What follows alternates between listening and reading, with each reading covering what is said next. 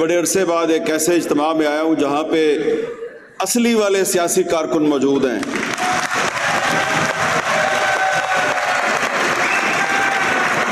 लेकिन और एक और खुशी की बात यह है कि आज के इस जलसे में राना सनाउल्लाह साहब मौजूद हैं। बज़ाहिर पंजाब मुस्लिम लीग के सदर हैं, लेकिन ये भी एक असली सियासी कारकुन है।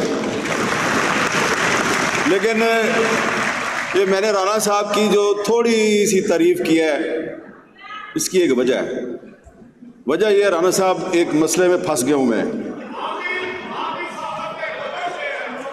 मैं राना साहब एक मसले में फंस गया हूँ। मसला पता है क्या राना साहब? मसला ये हुआ है कि अभी जब मैं इधर आ रहा था तो ये बाहर मुझे एक बुज़ुर्ग सियासी कारकुन मिले। उन्होंने मुझे पहले गले से लगाया, फिर मेरा माथा चूमा और फिर कहा कि बेटा जी, आपने आज ख्वाजा रफ़ीक शहीद की बरसी पर वही तकरीर करनी है जो आपने 30 साल पहले टाउन हॉल में की थी। मैं कहा बुजुर्गो, ओ बुजुर्ग पीछे बैठा है, ओ पीछे बैठा है। मैंने कहा बुजुर्गो, वो तो बड़ी सख्त तकरीर थी और उस वक्त तो आपकी पार्टी की हुकूमत भी नहीं थी। आज तो आपकी पार्टी की हुकूमत भी है और सलमान भाई वजीर भी है, तो वो तकरीर मैं कैसे करूं?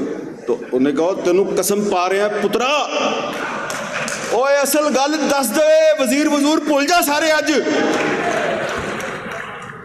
तो मैं राना साहब फंस गया। उन्हें कसम पाती, बाबा जी पीछे बैठे, बुरा ना मनाना।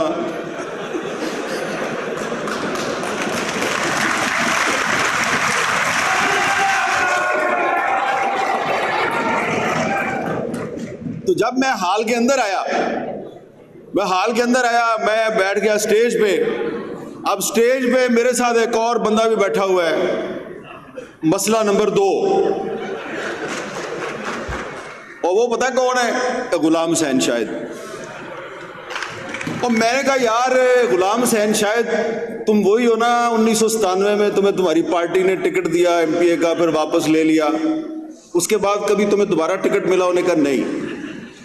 मैं कहा बिल्कुल सही हुआ है तुम्हारे साथ, क्योंकि तुम असली सियासी कारकुन हो, इसलिए तुम्हें यह टिकट नहीं देते। तो किसी असली सियासी कारकुन को भी टिकट मिल जाती है, लेकिन ज़्यादातर को नहीं मिलती। और हो सकता है कि अगर राना सनाउल्लाह साहब मुस्लिम लीग पंजाब के सदर रहे और बाख्तियार सदर रहे, तो ये जो बल्दियाती इलेक्शन आ रहा है, उस इलेक्शन में आप में से बहुत से लोगों को शायद टिकट मिल जाए, और अगर ना मिले पार्टी छोड़ देना है। ओ भाई, गुलाम हुसैन शायद नहीं बनना आपने। वजह यह है कि ख्वाजा रफ़ीक साहब जो है ना, अब उनकी बात करता हूं मैं। मुझे पता है आप सबका महबूब कायद है ख्वाजा साद रफ़ीक, ठीक है?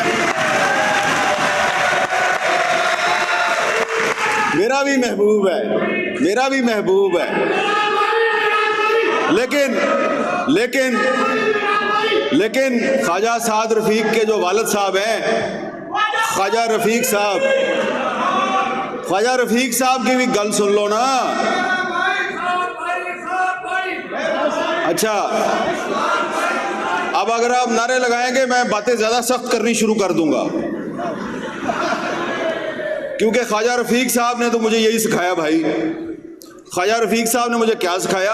तहरीक पाकिस्तान के कारकुन तहरीक पाकिस्तान में गिरफ्तार हो गए, गुरदासपुर जेल में बंद रहे, और ये नहीं था कि कोई आम से ख़ानदान से ताल्लुक़ नहीं था भाई, बड़े अमीर घराने से ताल्लुक़ था। और ये जो तस्वीर लगी हुई है, इसमें भी उन्होंने टाई पहनी हुई है, तो मैं भी इसी वजह से टाई पा के आया।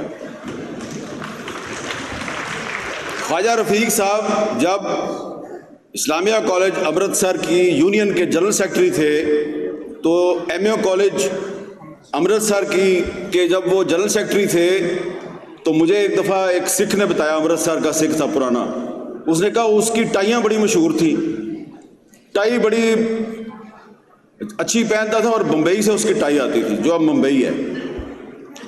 और फिर वो जब पाकिस्तान बन गया तो पाकिस्तान बनने के बाद जब मुस्लिम लीग को जागीरदारों ने हाईजैक कर लिया तो सोहरवर्दी साहब जो है उन्होंने अलहदा पार्टी बना ली अवामी लीग। तो ख्वाजा रफ़ीक साहब जो हैं जिन्होंने जिस पार्टी के साथ मिलकर पाकिस्तान बनाया, जब उस पार्टी ने अपने वादे पूरे नहीं किए और वो पार्टी जो है उस पर जागीरदारों का कब्जा हो गया, तो ख्वाजा रफ़ीक ने मुस्लिम लीग छोड़ दी, अवामी लीग में आ गए। और अवामी लीग में आए और फिर जब मोहतरमा फातिमा जना ने अयूब खान के खिलाफ इलेक्शन लड़ा तो कायदे आज़म का वो सिपाही ख्वाजा मोहम्मद रफ़ीक जो है वो उस जनरल अयूब खान, उस फील्ड मार्शल अयूब खान के मुकाबले पे खड़ा हो गया और कायदे आज़म की बहन के साथ उन्होंने फैसला किया कि मैं इनको सपोर्ट करूंगा। और जब फील्ड मार्शल के खिलाफ कोई नहीं बोलता था तो ख्वाजा रफ़ीक बोलता था। और फिर फील्ड मार्शल के खिलाफ बोलने के इल्ज़ाम में ख्वाजा रफ़ीक साहब को गद्दारी के इल्ज़ाम में गिरफ्तार कर लिया गया। तो आज जब मैं यहाँ पे आया तो मुझे मोहसिन दावड़ नज़र आया। मैं ख्वाजा साद रफ़ीक का शुक्रिया अदा करता हूँ कि जैसा गद्दार ख्वाजा रफ़ीक था वैसा ही एक और गद्दार मोहसिन दावड़ आपने बुलाया है। और भी कुछ गद्दार मुझे यहाँ नज़र आ रहे हैं, मैं उनके नाम नहीं लेता, लेकिन फिर मैं आपको हिस्ट्री बता रहा हूँ ख्वाजा रफ़ीक की। फिर ख्वाजा रफ़ीक साहब जो हैं अयूब खान के मुकाबले पे जब मोहतरमा फातिमा जना ने इलेक्शन लड़ा तो शेख मुजीबुर रहमान मोहतरमा फातिमा जना का ईस्ट पाकिस्तान में पोलिंग एजेंट था और वेस्ट पाकिस्तान में ख्वाजा रफ़ीक साहब उनकी इलेक्शन मुहिम के इंचार्ज थे। लेकिन मोहतरमा फातिमा जना को इलेक्शन में धांधली के जरिए शिकस्त दी गई, अयूब खान जीत गया, पाकिस्तान हार गया। और फिर 6 नुकात पे शेख मुजीब के साथ ख्वाजा साहब का इख्तलाफ हो गया। तो वो ख्वाजा रफ़ीक जिसने पहले मुस्लिम लीग छोड़ी अवामी लीग में आया, तो फिर जब 6 नुकात पे शेख मुजीब से इख्तलाफ हुआ तो राना साहब उन्होंने अवामी लीग भी छोड़ दी और वो PDP में आ गए नवाबजादा नसरुल्लाह खान के साथ। और उसके बाद नवाबजादा नसरुल्लाह खान से भी इख्तलाफ हुआ तो उन्होंने पाकिस्तान इत्तेहाद पार्टी बना ली। ये शायद आपको ना पता हो, आखिरी दिनों में ख्वाजा रफ़ीक साहब ने पाकिस्तान इत्तेहाद पार्टी बना ली थी। तो मैंने आपको ये छोटी सी हिस्ट्री इसलिए बताई है कि जो असली सियासी कारकुन होता है ना, आप जैसा असली सियासी कारकुन, वो अपने असूल पे सौदेबाजी नहीं करता। और सिर्फ मैं आपसे एक सवाल करता हूं कि जरा अपने दिल पे हाथ रख के अपने आप से पूछिए कि अगर आज ख्वाजा रफ़ीक साहब जिंदा होते तो क्या वो हुकूमत के किसी वजीर के इस बयान पर चुप रहते कि ये एक हाइब्रिड निज़ाम है और बड़ा कामयाबी से चल रहा है? भाई, जिस आदमी ने जमहूरियत और आइन की पासदारी के लिए, जिसने इंसानी हुकूक के लिए अपनी जान दे दी, क्या वो ख्वाजा रफ़ीक ये बर्दाश्त करता कि मुस्लिम लीग की हुकूमत हो और कोई कहे कि ये हाइब्रिड निज़ाम है? तो ये बात मैं इसलिए कर रहा हूँ कि ये असली सियासी कारकुनों का इज्तिमा है और असली सियासी कारकुनों को ये सोचना चाहिए कि अगर आपने इस मुल्क को आगे लेके जाना है और इस मुल्क की सियासत में आपने भी किरदार अदा करना है तो हाइब्रिड सिस्टम में सियासी कारकुन की कोई गुंजाइश नहीं है। हाइब्रिड सिस्टम में तो मुफाद परस्त लोग जो हैं वही जो है वो आगे आते हैं। हाइब्रिड निज़ाम में बहुत कम लोग जो हैं वो वहाँ पहुँचते हैं जहाँ राना सनाउल्लाह साहब पहुँचे। तो असली जमहूरियत की कामयाबी ये है कि आप सब वहाँ पहुँचे जहाँ राना सनाउल्लाह साहब पहुँच गए और राना साहब की ये जिम्मेदारी है कि ये आपको वहाँ लेके जाएं जहाँ तक वो खुद पहुँचे हैं। और मुझे यकीन है कि एक ऐसा ख्वाजा रफ़ीक जो शोरश काश्मीरी का दोस्त था, जो हबीब जालब का दोस्त था, तो उसकी याद में अगर ये एक इज्तिमा हो रहा है तो इसमें ये जो थोड़ी सी मैं तनकीदी बातें कर रहा हूँ, वो बुज़ुर्ग पीछे बैठा है, उसने मुझे कसम डाल दी है।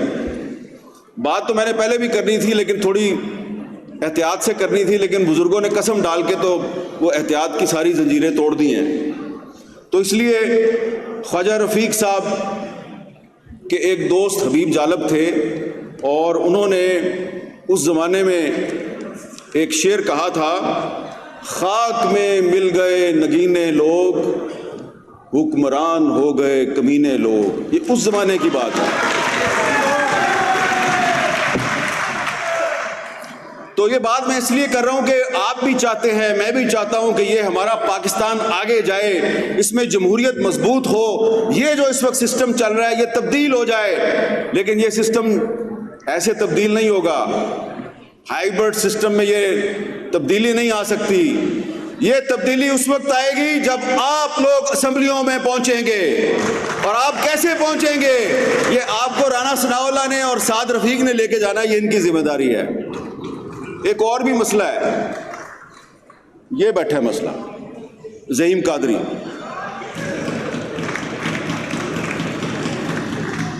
अब ज़हीम कादरी जो है वो आपको पता है, याद है, भुलिया तो नहीं, 14-15 साल परवेज़ मुशर्रफ का दौर और उसके बाद के मुश्किल साल जब मुस्लिम लीग नून बड़े मसाइल का शिकार थी, जबर और आमरियत का सामना कर रही थी, जब राना सनाउल्लाह साहब को अगवा करके तशद्दुद किया जाता था, उस ज़माने की बात कर रहा हूँ। उस ज़माने में नवाज शरीफ का तर्जमान कौन था? ज़हीम कादरी। अब आप इसको ढूंढते हो कि किधर गया है, और ज़हीम कादरी किधर गया भाई? तो ये देखिए, ये भाईजान बात ये है कि मुश्किल दौर में आपका तर्जुमान ज़हीम कादरी हो और जो हुकूमत आए तो तर्जुमान कोई और बन जाए। ये मैं सही बात कर रहा हूँ कि गलत कर रहा हूँ? सही बात कर रहा हूँ कि गलत कर रहा हूँ? तो ख्वाजा रफीक जिंदाबाद का नारा लगाओ, ख्वाजा रफीक, ख्वाजा रफीक। हाँ, साद रफीक जिंदाबाद भी बिल्कुल ठीक है, लेकिन उससे ज्यादा जोर से ख्वाजा रफीक। तो भाईजान ज्यादा बातें मैंने कर दी, चाचा जी सही बातें कर रहा हूं ना, आपकी कसम तो नहीं ना तोड़ी मैंने, ठीक है। अब जनाब आखिर में एक छोटी सी बात यह करनी है कि ये बातें करने की जरूरत क्यों महसूस हो रही है।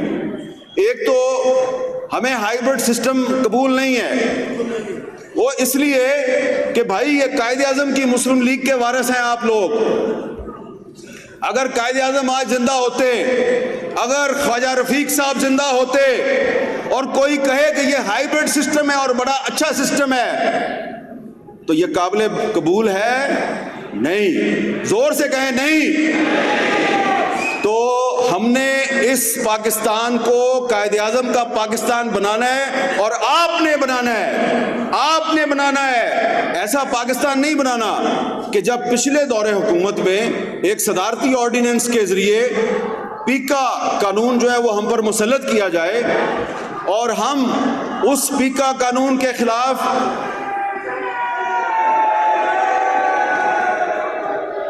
बस शेर के सिर्फ नारे नहीं मारने, शेर बन के अपने हकूक भी छीनने हैं, ठीक है। तो मैंने सिर्फ ये बात कर रहा हूं कि जब पिछले दौरे हुकूमत में पीका को सदारती ऑर्डिनेंस के जरिए हम पर मुसल्लत किया गया तो हमने सहाफ़ियों की तंजीमों ने मुजाहरा किया पार्लियामेंट हाउस के बाहर, हमने एहतियाजी कैंप लगा लिया। वहाँ पे शहबाज शरीफ साहब भी आ गए, बिलावल साहब भी आ गए, मौलाना फजलुर रहमान साहब भी आ गए। उन्होंने हमसे वादा किया कि आप बेफिक्र हो जाएं, जब हमारी हुकूमत आएगी हम ये ऑर्डिनेंस ख़त्म कर देंगे। फिर हम कोर्ट में चले गए, हमने कोर्ट से वो ऑर्डिनेंस ख़त्म करा दिया, इस्लामाबाद हाई कोर्ट से। लेकिन फिर जब हुकूमत आई, शहबाज साहब वज़ीर आज़म बने, तो फिर वो पीका एक्ट पार्लियामेंट से मंजूर करवा के हम पर मुसल्लत कर दिया गया। और आज लाहौर प्रेस क्लब के सदर समेत पाकिस्तान के दर्जनों सहाफ़ी जो हैं वो पीका एक्ट के तहत झूठे मुकदमात में मुलव्वस हैं। और अगर आज ख्वाजा रफीक साहब जिंदा होते तो सबसे ज़्यादा आवाज़ वो इन स्याह कवानीन के खिलाफ उठाते जो कि जमहूरियत के नाम पर इस बकौल एक वजीर के हाइब्रिड रजीम ने हम पर मुसल्लत किए हैं। तो इस हाइब्रिड रजीम में एक काम अच्छा हुआ है कि जनरल फैज हमीद का ट्रायल हो गया है, उसको सजा हो गई है, लेकिन उसके साथ और भी लोग थे जिन्होंने इस मुल्क के साथ बहुत जुल्म किया है, उनका भी एहतसाब होना चाहिए। और ये मुतालबा तो नवाज शरीफ साहब भी कर चुके हैं, तो कम से कम नवाज शरीफ के इस मुतालबे को ही पूरा कर दो। आप इस मुतालबे की हिमायत करते हैं। चले, अब मैं मजीद बातें भी करना चाहता हूं, लेकिन मुझे पता है कि और भी मुकर्रीन हैं, इसलिए आप सबका बहुत बहुत शुक्रिया।